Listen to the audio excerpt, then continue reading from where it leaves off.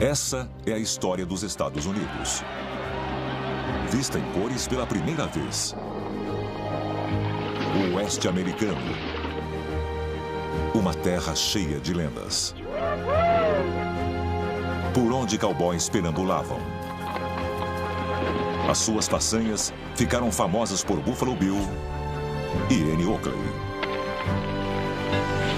Muitos ali chegaram para ficarem ricos, desencadeando décadas de brutalidade e uma luta por lei e ordem. A polícia está atrás dos monstros que fizeram isso. Hollywood fantasia o passado. A luta para domar a vasta região chega ao limite da tecnologia moderna. As poderosas águas do Colorado desaguavam no mar sem serem usadas. Mas no Oeste, a natureza nunca se rende, a não ser que pessoas paguem por isso. Eu vi o navio se desintegrar bem na minha frente. Esta é a história do velho Oeste dos Estados Unidos, como você nunca viu antes.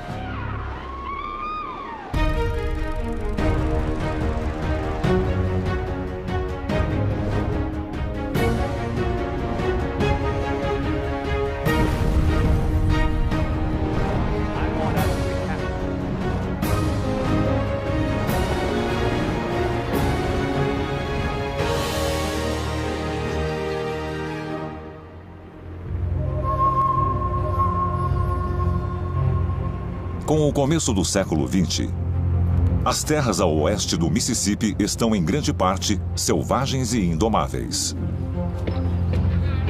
O retrato popular do Oeste é baseado em figuras heróicas da fronteira como William Colt, mais conhecido como Buffalo Bill.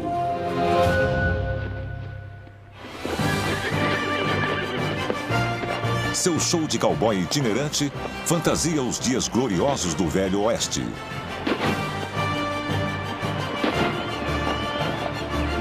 O show do Buffalo Bill leva a história para a multidão.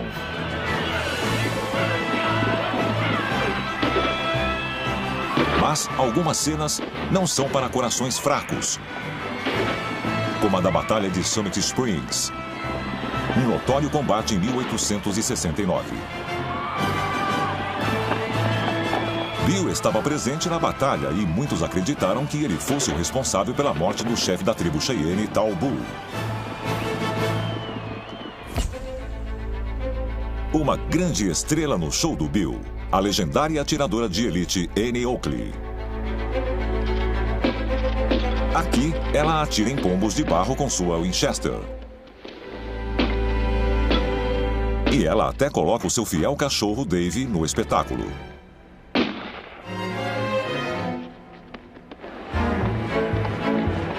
Bill cai na estrada com o seu show, fazendo turnês pelas cidades dos Estados Unidos e da Europa por mais de 30 anos.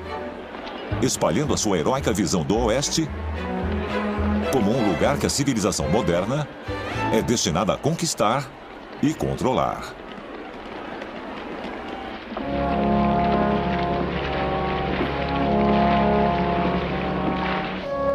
Entre os muitos apaixonados pelo romance do Oeste está o presidente Theodore Roosevelt.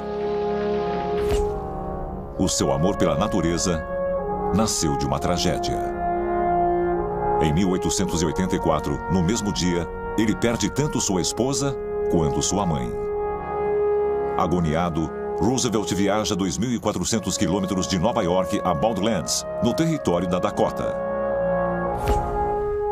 Ele aproveita os grandes espaços e se torna um fazendeiro.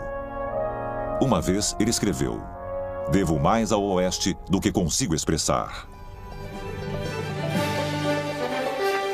Em 1905, Roosevelt está cumprindo seu segundo mandato.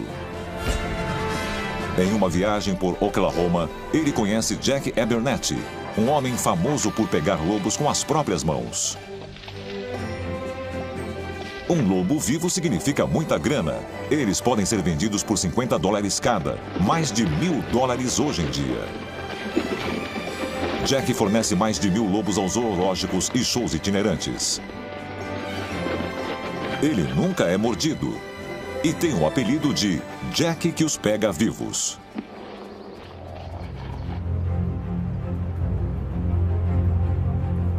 A região que originou personagens épicos é um lugar de majestosas cordilheiras, traiçoeiros rios, florestas e desertos. Um dos maiores desafios para ficar aqui é a água.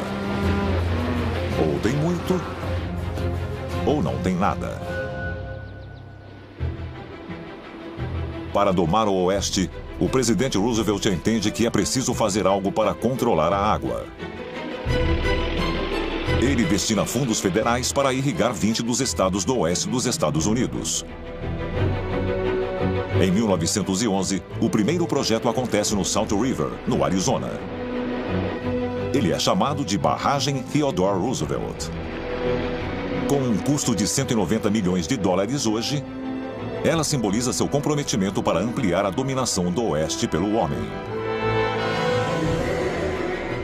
Na cerimônia de dedicação, ele diz à população do Arizona: "Acredito que veremos de 75 a 100 mil pessoas aqui."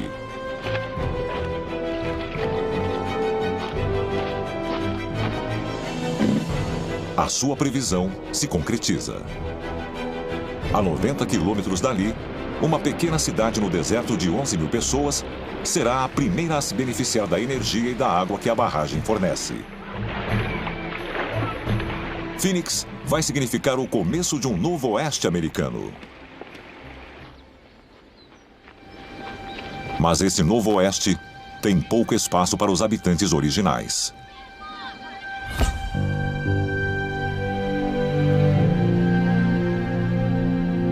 Em 1900, o número de nativos americanos chegava a somente 230 mil. No decorrer do século anterior, 400 mil morreram. Mortos por guerras e doenças causadas a eles pelos recém-chegados ao continente. A maioria das tribos foi forçada pelo governo a viver em reservas, e muitos não são reconhecidos como cidadãos americanos. Os brancos dos Estados Unidos não somente pegam a terra dos nativos americanos, mas também tentam apagar a cultura deles. Em 1913, um grupo de milionários da costa leste financia uma expedição para persuadir dúzias de tribos a adotarem os costumes dos homens brancos. Sob o olhar atento de uma escolta militar, os líderes alegam oferecer um melhor tratamento aos nativos americanos.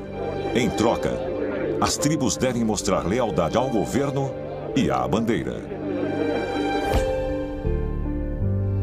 A expedição é comandada pelo fotógrafo Joseph Dixon, um homem preocupado com o que ele chama de a raça em extinção. Aqui, a tribo Oglala Sioux, na reserva Pine Ridge, na Dakota do Sul, recebe a delegação.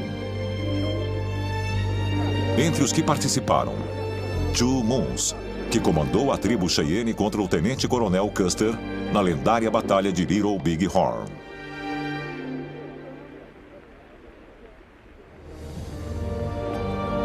Disseram para as tribos que aquela lealdade lhes daria um futuro melhor.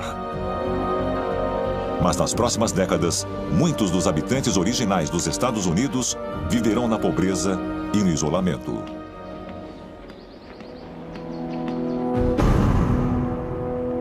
A briga para dominar o Oeste também deixa os Estados Unidos em conflito com o México. Em 1916, a fronteira de 3.200 quilômetros com o vizinho é um ponto de conflito. O México está afundado em uma violenta revolução. Os Estados Unidos apoiam uma facção liderada por Venustiano Carranza. Mas o seu oponente, ex-bandido Pancho Villa, não irá recuar. No dia 9 de março, os homens de Villa atravessam a fronteira e atacam a cidade de Columbus, no Novo México, esperando forçar os Estados Unidos a entrarem na guerra. 18 americanos morreram. O país testemunha a matança em notícias no jornal.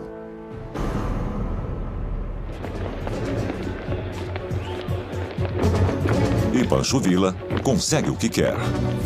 O general John Pershing lidera 14 mil tropas e aeronaves ao longo da paisagem rústica dos Estados Unidos para expulsar Villa. Em abril de 1916, as forças dos Estados Unidos invadem o México e a luta é intensa. O conflito continua até janeiro de 1917, quando a diplomacia vence e Pershing recua. Pancho Villa escapa da captura e nunca mais avança ao norte da fronteira de novo. Mas para os Estados Unidos, o conflito com o México tem consequências que duram por décadas. Milhares de mexicanos fogem da violência em seu país e procuram por emprego nas fazendas do sudoeste americano, onde os projetos de irrigação iniciados por Theodore Roosevelt têm feito da terra seca uma terra fértil. Os imigrantes mexicanos fornecem mão de obra barata para o trabalho.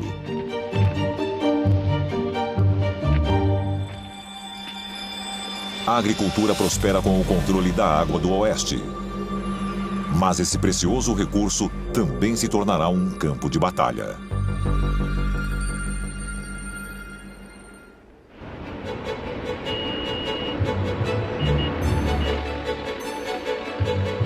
Los Angeles, 1920.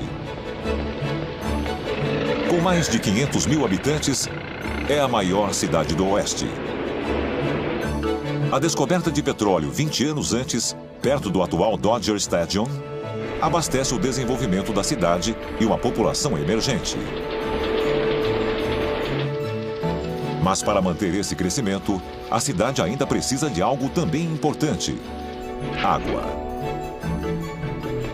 A demanda em Los Angeles excede o fornecimento. O lendário engenheiro William Moreland descobre uma nova fonte possível: Owens Lake, a mais de 250 quilômetros a nordeste, no flanco oriental de Sierra Nevada. Para desviar a água do rio para a cidade, Moreland constrói um grande sistema de canos, canais e desaguadouros. É uma maravilha da engenharia, mas é algo que deixa menos água para os fazendeiros. Mais confusão, e não é a primeira vez. Os fazendeiros que se opõem às cidades que cortam suas propriedades são suspeitos. Fazendeiros irritados sabotam o aqueduto com dinamite. A polícia está atrás dos monstros que fizeram isso. Tomara que sejam pegos. Los Angeles conserta o aqueduto e mantém a água fluindo. Mas em 1926, o fundo do Owens Lake está seco. Hoje é um deserto de sal. A escassez da água molda a história do Oeste. Assim como a abundância de um recurso natural diferente. A mais de 1.200 quilômetros ao norte de Los Angeles está Portland, Oregon. A antiga cidade adormecida agora abriga mais de 250 mil pessoas. Com densas florestas, o Noroeste Pacífico é a casa de uma das maiores indústrias do Oeste: madeira. Em 1920, a região é a fonte de 1/3 da madeira dos Estados Unidos. Ela é transportada por uma grande rede ferroviária, que também é uma cliente recorrente de dormentes de madeira. Na Floresta Nacional Medicine Ball, em Wyoming, a família Thompson filma a preparação de dormentes. Eles transportam gratuitamente do rio Laramie até as fábricas de processamento.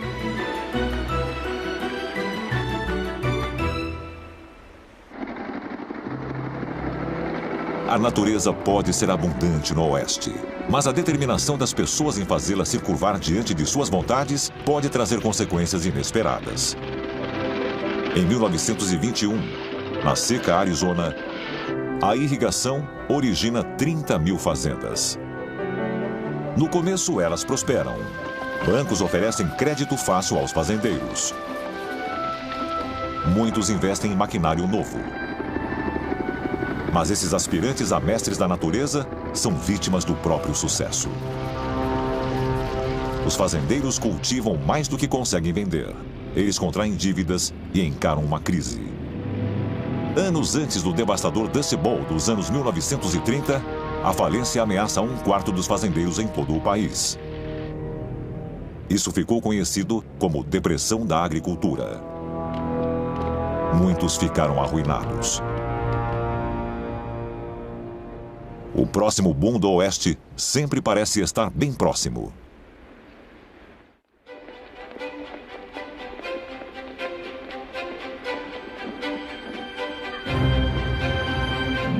Em meados dos anos 1920, Eugene Steinberg faz esses filmes caseiros do nativo americano Osage Nation. Ele é casado com Mary, a filha do chefe Fred Lookout. Forçados a saírem de um lugar após o outro, os Osages são relocados para o norte de Oklahoma, perto da cidade de Pawhuska. A nova terra parece não ter valor. Mas em 1894, grandes reservas de petróleo são descobertas nesse território. Então, os operadores que alugam a terra têm que pagar royalties para o Osage Nation. Dinheiro que dá à tribo todo o tempo do mundo no campo de golfe. Eles se tornam as pessoas mais ricas per capita do mundo. Muitos têm mais que 10 carros. Alguns até podem voar. Uma habilidade rara nos anos 1920. Mas muitos nativos americanos não estão nem perto dessa sorte. Eles vivem na pobreza e alguns ainda não são cidadãos americanos. Em junho de 1924, o presidente Calvin Coolidge assina a Lei da Cidadania Indígena. Mas alguns ainda não terão o direito ao voto por décadas. E continuam céticos com um governo que os trata muito mal.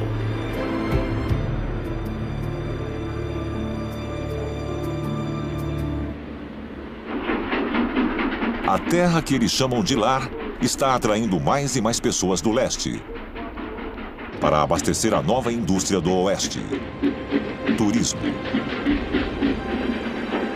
Em 1925, a maioria que viaja para o oeste vai de trem.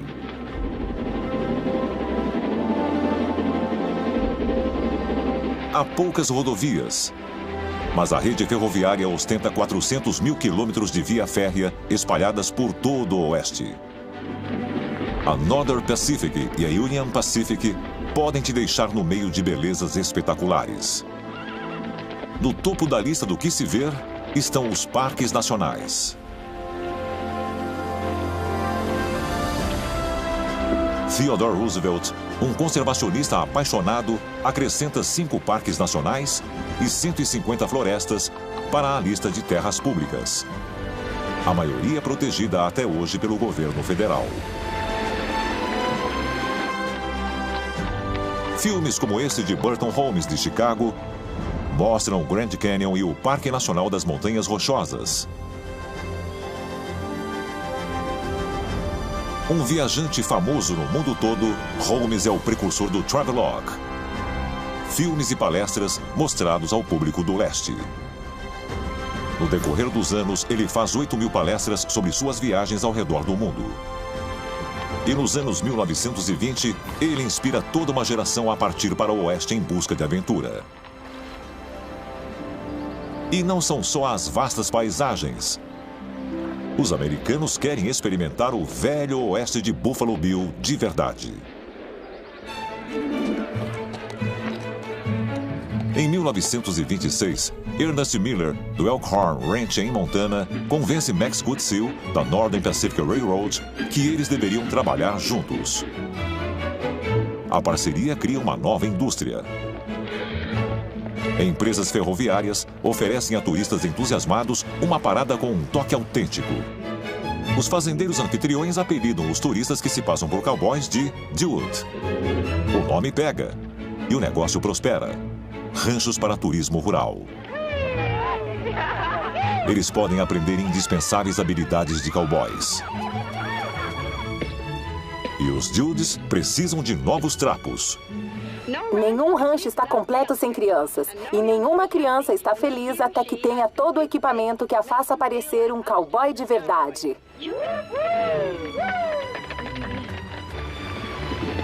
Filmes caseiros do final dos anos 1920 capturam a família Lupfer de Ohio, perto de Winkburg, Arizona, em suas férias em um rancho para turismo rural.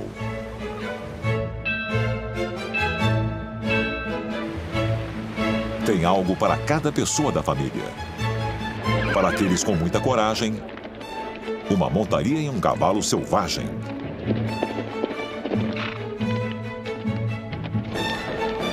E nenhuma representação de cowboy ficaria completa sem a atuação dos nativos americanos.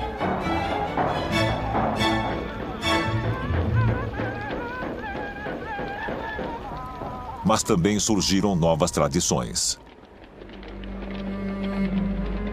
Em 1927, em Gallup, Novo México, milhares de pessoas se reúnem para um evento especial. A cidade faz fronteira com reservas de Navajo, Hope, Acoma e Zuni. Tribos que há muito vêm à cidade para negociar. Este é o 6º encontro anual. Ele acontece em agosto e é conhecido como Intertribal Ceremonial. As tribos desfilam pela cidade e pela Rota 66. Thomas Seymour, do Instituto Smithsonian, captura gravações raras de um evento que continua até os dias de hoje.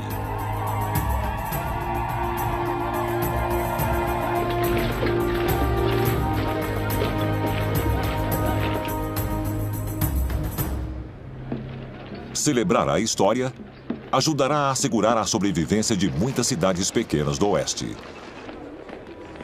como Tombstone, Arizona. Antes famosa pela prata, agora encara o destino de muitas comunidades mineiras esgotadas e se tornar uma cidade fantasma.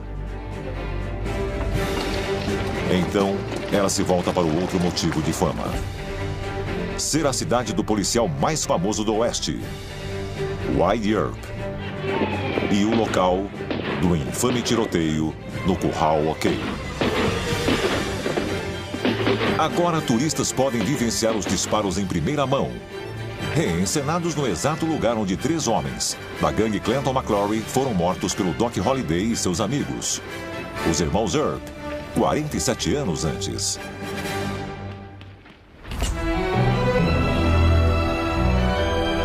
Em 1928, agora com 79 anos, o verdadeiro Wyatt Earp mora em Mid-City, em Los Angeles. Com o fim dos seus dias de policial, ele trabalha como um consultor técnico para a crescente indústria de cinema. Hollywood gosta muito de filmes de faroeste, e o conhecimento dele é inestimável. Um dia, no set, ele conhece um jovem ator chamado Marion Morrison, que está ansioso para andar e falar como um cowboy de verdade. Mais tarde, ele usará o nome artístico John Wayne.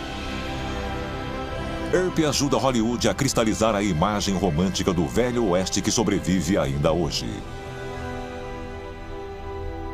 Mas enquanto o mito está sendo criado, a natureza, como sempre no oeste, se prova mais difícil de ser dominada.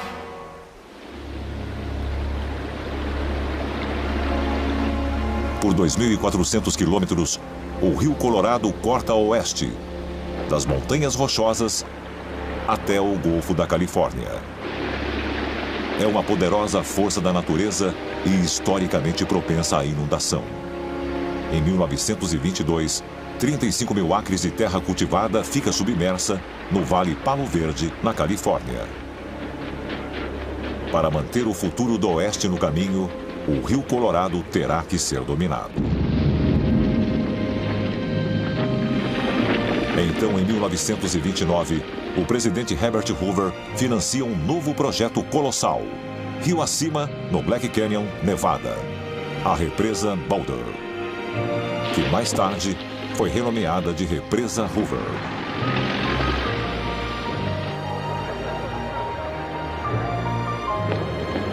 Para acomodar os trabalhadores da represa, o governo dos Estados Unidos constrói uma nova cidade a 12 quilômetros do local de sua fundação.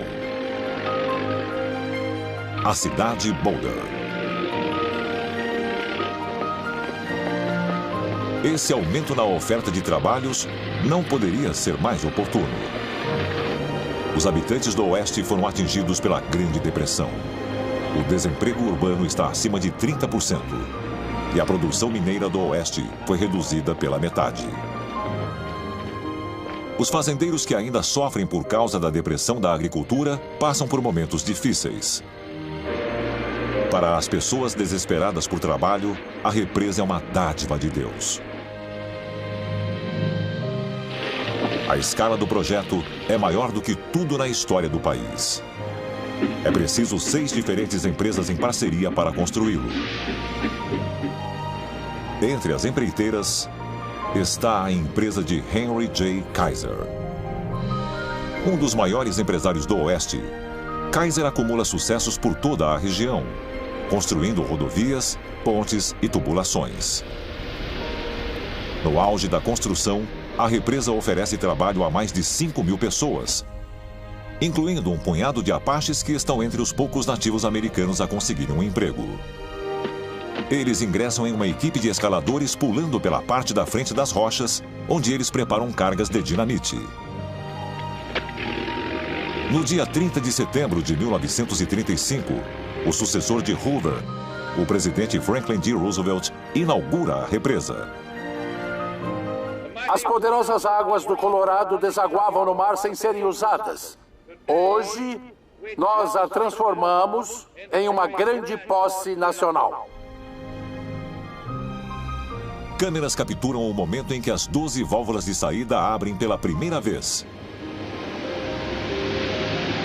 Quando a represa finalmente começa a funcionar em 1936, as 17 turbinas produzem mais de 4 bilhões de quilowatts de energia por ano, abastecendo grandes regiões do Arizona, sul de Nevada e sul da Califórnia.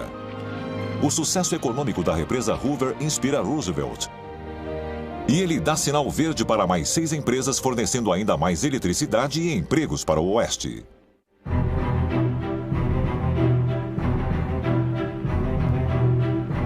Em outro lugar do Oeste, outra fonte de energia está pronta para explodir. No Texas, a descoberta do petróleo em 1901 deixou muitas pessoas ricas. Então, quando o campo da East Texas Oil jorra em 1930, o futuro parece animador. Esses são filmes caseiros de Edwin Hopkins, geólogo e magnata do petróleo.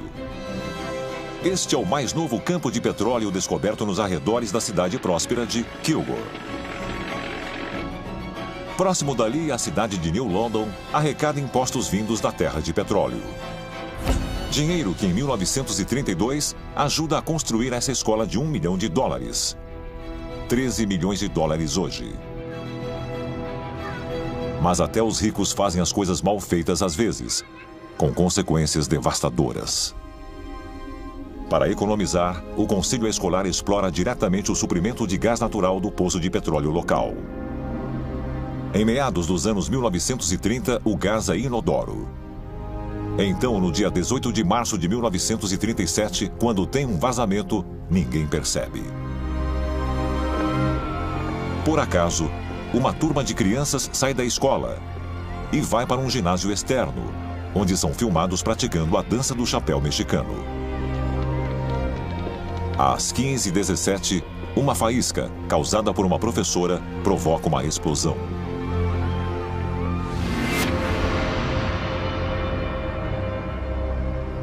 Trezentos alunos e funcionários morrem.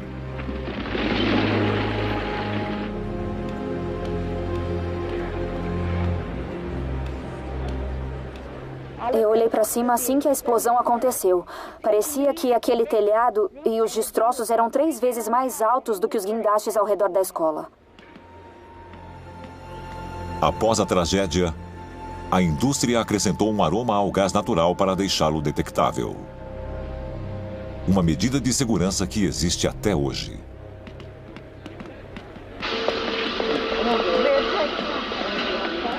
Em outras partes do Oeste, os corajosos e ambiciosos encontram seus próprios meios para vencer as adversidades da depressão.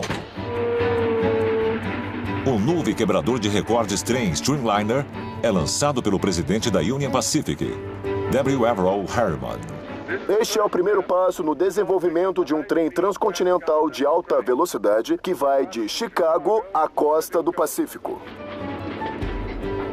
Os passageiros são levados a outra criação sua. O destino é a primeira estação de esqui para viajantes ricos. Sun Valley.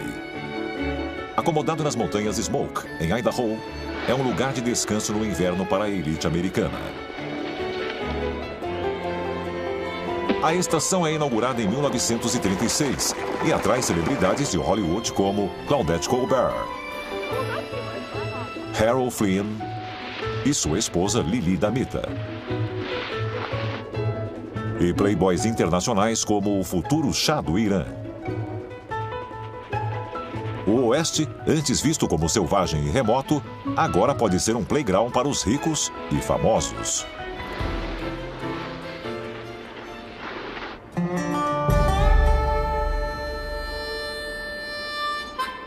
O Oeste pode estar sendo dominado, mas alguns ainda entram em conflitos da forma antiga.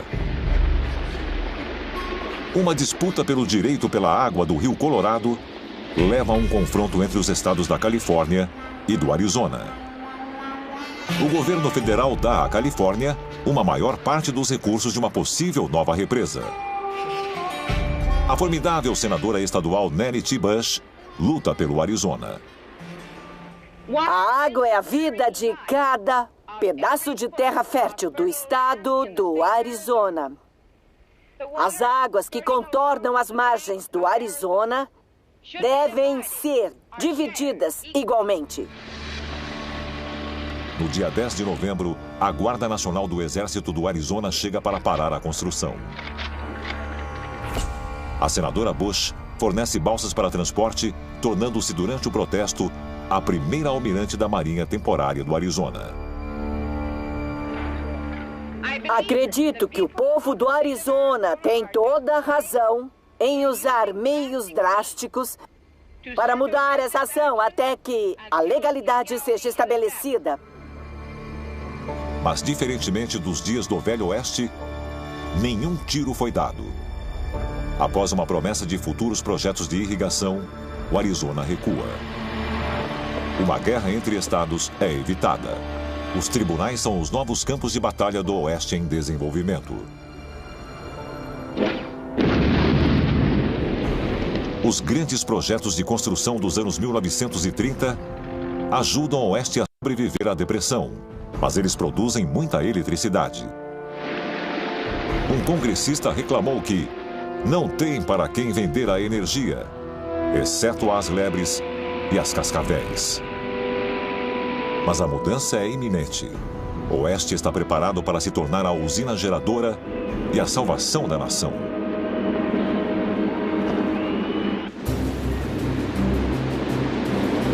6 de janeiro de 1942. Os Estados Unidos estão a um mês da Guerra Mundial, para a qual estão mal equipados.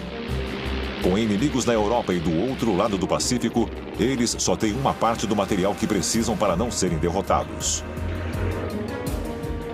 Roosevelt, ciente do esforço monumental militar e de produção exigido, fala com a indústria em seu discurso à nação. Essa produção nos Estados Unidos deve ser aumentada em uma escala muito maior do que a atual. Apesar disso significar o deslocamento de vidas e empregos de milhões do nosso povo. Os americanos foram para o Oeste para trabalhar em fábricas de armamento, que agora se multiplicam por toda a região. Para o industrial Henry Kaiser, A guerra abre uma brecha para um novo gasto federal. O Oeste recebe 60 bilhões de dólares de Washington para os projetos de guerra, sendo a construção naval uma prioridade. Ao longo das costas da Califórnia, Oregon e Washington, Kaiser possui 7 estaleiros, cada um com diques secos o suficiente para lançar um navio por dia. Em novembro de 1942, o estaleiro em Richmond, Califórnia, ganha uma competição por construir um navio em menor tempo. O Sr. Kaiser assiste à sua última conquista. O navio Robert E. Perry de 10 mil toneladas, construído em 4 dias, 15 horas e 59 minutos. Uma produção mundial além do que os especialistas em navios já sonharam. Em Portland, em um período de 2 anos, os estaleiros Kaiser produzem mais de 1.000 navios Liberdade e Vitória. A expansão de estaleiros e portos na costa oeste estimula a economia pelas décadas que virão.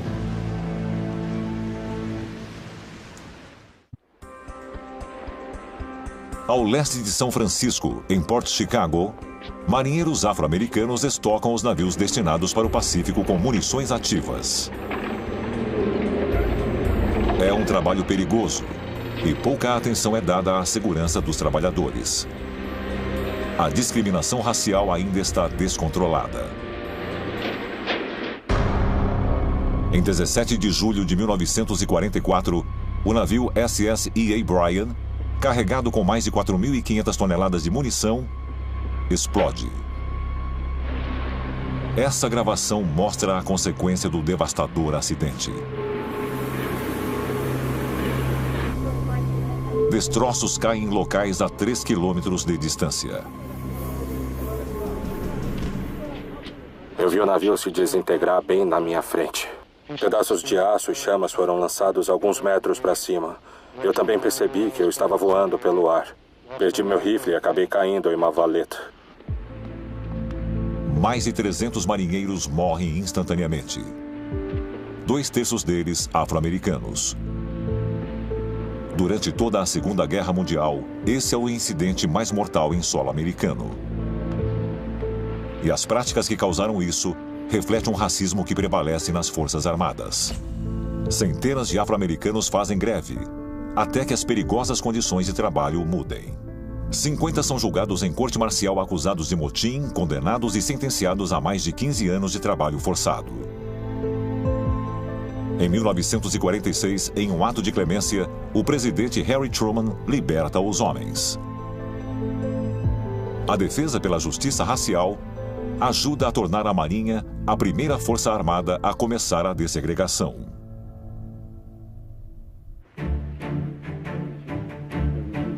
Durante a guerra, diferentemente dos afro-americanos, nativos americanos serviram nas mesmas unidades que soldados brancos. A tribo Navajo do Arizona leva uma habilidade especial para o campo de batalha. Como todas as tribos nativas americanas, eles falam uma língua única, uma que as forças inimigas não conseguem entender. Os comandantes perceberam o potencial deles para fornecer um perfeito código natural. O Corpo de Fuzileiros Navais os treina em protocolo militar. E os nativos americanos se tornam os Code Talkers.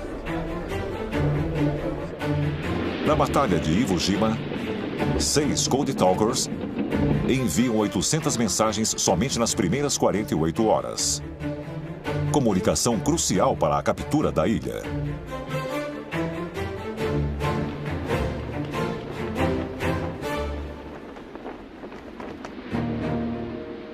Em meados de 1945, o destino da guerra no Pacífico parece prolongado e sangrento. Mas o governo espera que o super-secreto Projeto Manhattan, com unidades espalhadas pelo Oeste, possa mudar isso. Por 3 anos, cientistas desenvolveram a primeira bomba atômica do mundo. No deserto do estado de Washington, surge uma parte misteriosa do projeto. Um complexo multimilionário construído pelo grande industrial DuPont. Eles fizeram este raro filme, uma visão única da instalação conhecida como Hanford.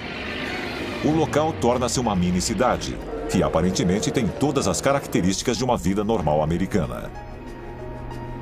Mas somente alguns desses habitantes conhecem o verdadeiro propósito da instalação: transformar urânio, extraído do Colorado, em um subproduto chamado plutônio. Dia 16 de julho de 1945. É o plutônio de Hanford que abastece a primeira bomba atômica do mundo, testada no remoto deserto de Alamogordo, no Novo México.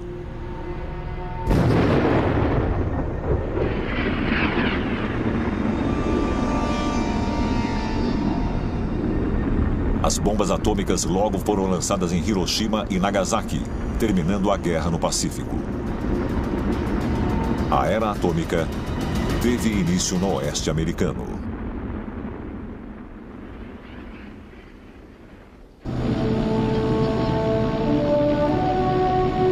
Fronteira de Utah com Arizona, 1946. O diretor de Hollywood, vencedor do Oscar John Ford, de volta após filmar a guerra, está pronto para recuperar e revigorar o mito do Velho Oeste. Nos raros filmes caseiros de Ford, o vemos no Monument Valley, seu lugar favorito. Em 1939, foi cenário de No Tempo das Diligências, seu histórico faroeste e a grande oportunidade de John Wayne.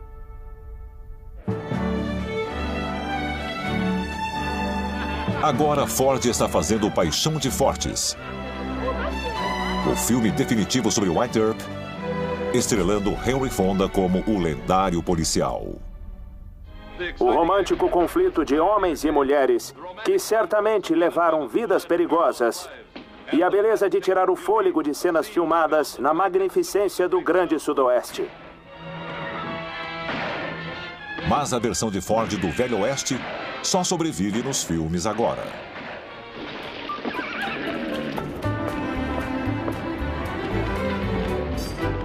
Enquanto os americanos antes iam para o oeste procurando por aventura, agora vão até lá em busca de conforto e clima. É isso que conduz o crescimento fenomenal de Phoenix, Arizona. Uma cidade em desenvolvimento e uma das maiores da região. Isso só é possível graças à irrigação de Teddy Roosevelt 40 anos antes. Durante os anos pós-guerra, a cidade vivencia um crescimento na população, quadruplicando de 100 mil para 400 mil pessoas. Nos anos 1950, as indústrias se aproveitam da crescente mão de obra e o amplo espaço para construir. Goodyear, que inicialmente veio para fazer pneus, agora expande para a fabricação de aviões. Outro negócio de rápido crescimento vem de uma invenção recente: o ar-condicionado, que deixa a vida confortável em uma região de deserto que no verão chega a uma média de 37 graus Celsius. Não são só americanos brancos que vivem em Phoenix. Também há 16 mil mexicanos americanos, incluindo Alfonso Barrios, um mexicano-americano que nasceu na Califórnia. Nos anos 1930, ele se muda para Phoenix, conhece e se casa com Dolores e começa uma família. Seus filmes caseiros dos anos 1950 mostram a vida em família. Alfonso serviu na guerra e filma um desfile para uma associação de veteranos mexicanos-americanos que ele apoia. Fundada em 1945 para acabar com a discriminação contra os mexicanos-americanos. Uma comunidade que, no oeste, está sob ameaça. Desde 1942, o México tem fornecido trabalhadores contratados à agricultura dos Estados Unidos sob um acordo chamado o Programa Braceiro. 200 mil trabalhadores convidados mexicanos têm migrado legalmente todos os anos. Muitos chegam de trem em cidades fronteiras como El Paso. Mas entre eles tem aqueles que não têm um contrato, que atravessam ilegalmente. As pessoas os chamam de costas molhadas, por entrarem pelo Rio Grande.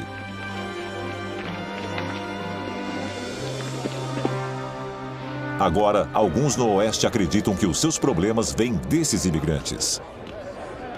Nos últimos anos, essas pessoas chegam e pegam nossos empregos, rebaixam o nosso padrão de vida. Imigrantes ilegais são recebidos por alguns fazendeiros felizes em explorar a mão de obra barata. Em 1954, o presidente Dwight D. Eisenhower decide ser rigoroso. Ele inicia a Operação Costas Molhadas. No verão, equipes de agentes se espalham pelo Oeste para lançarem uma rede de informações. Somente no primeiro ano, mais de 250 mil imigrantes são apreendidos e enviados de volta para o México. As deportações aumentam a tensão nas relações com o México. E a população do Oeste só faz aumentar.